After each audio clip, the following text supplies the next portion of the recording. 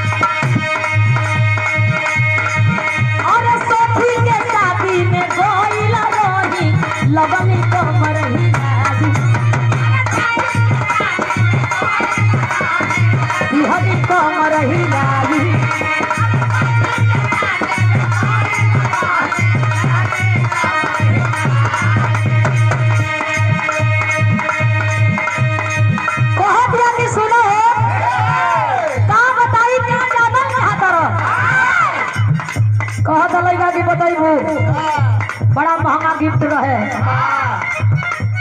माई का बकरी चोरा के किनले रही पागल ठेला गाड़ी तकले घिचली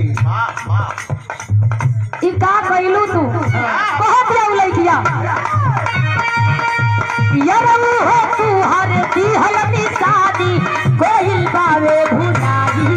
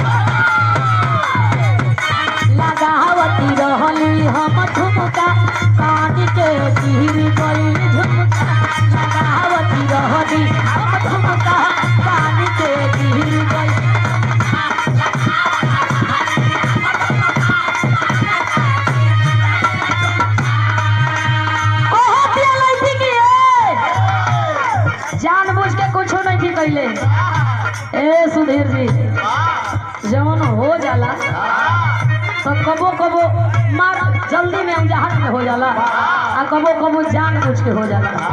तो जवन जान बुझ के होला ओकर अफसोस ना होई, जवन अंजाहत में जवन होला ओकर अफसोस होला। कहत या लइकिया की गिर गई का कहे ई बतले बिया ये खुशी में चढ़ गई बिया आ जब चढ़ गई बिया तो काम बिगड़ गई। कैसे बिगड़ी? छता लइका कहत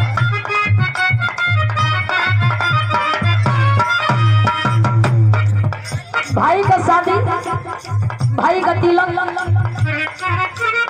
यानी राम के तिलक है लक्ष्मण मंच पर हुआ। बड़ी निमन करियाई हो हिला मेहतर गुरु जी। हम चाहता नहीं कि जे भाई के तिलक है तो 1 मिनट खाली तनी अपन प्रदर्शन कर देता। कुछ नहीं खेसी हरा तोहरे देह नहीं खेसी हरा सबके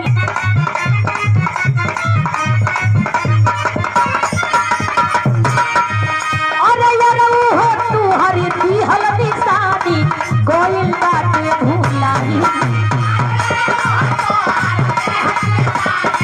गोइल बाटे भूलाई।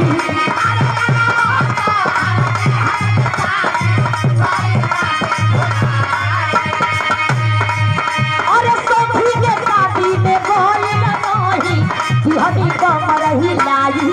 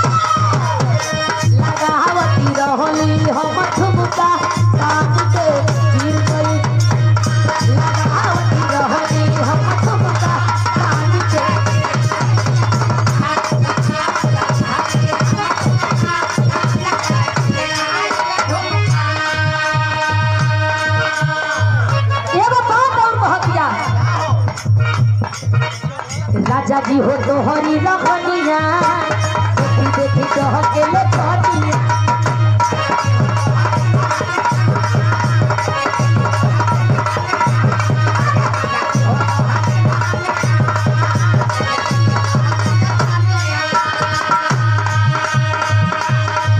अरे धन हमारी अनिया घोटा का लागता जहरी ले खपनिया।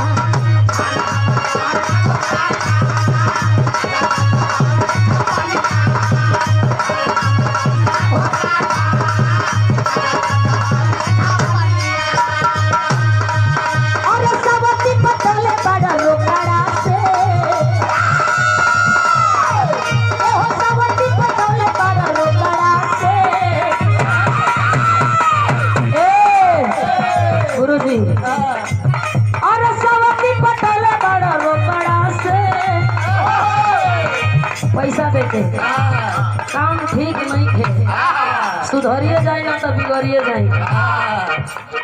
वैसे भी जोड़ आपे बनी बोल हम बनी तो हम ये काम की जोर खराब न होते। और सबकी पटोले बनी रोकड़ा से तू जदि फसब ओकरा से हम फसब कोनो दूसरा से। तू जदि फसब ओकरा से हम फसब कोनो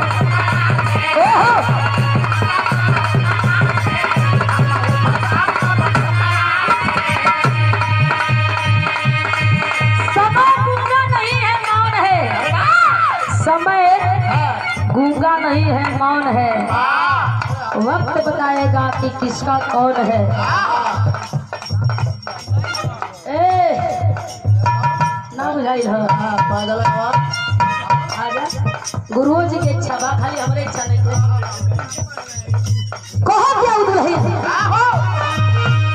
राजा जी हो तू हरी रखनिया देखी देखी कह गेले कनिया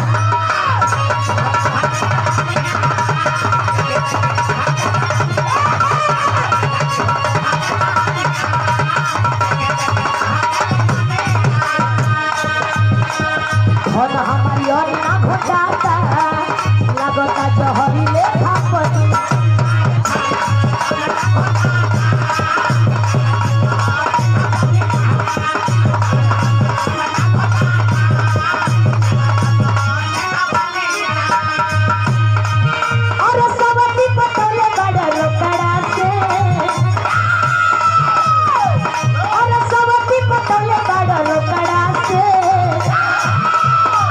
जदि फसब ओकरा से हम फसब कोनो दूसरा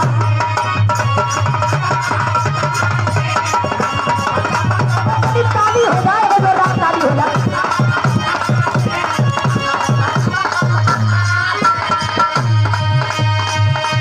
बहुत बहुत धन्यवाद भैया बड़का थ्रेसर चलत है कि कम से कम नौकरी हो जाए देखिए हम तो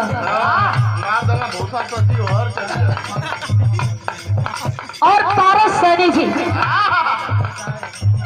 क्षेत्र पंचायत प्रत्याशी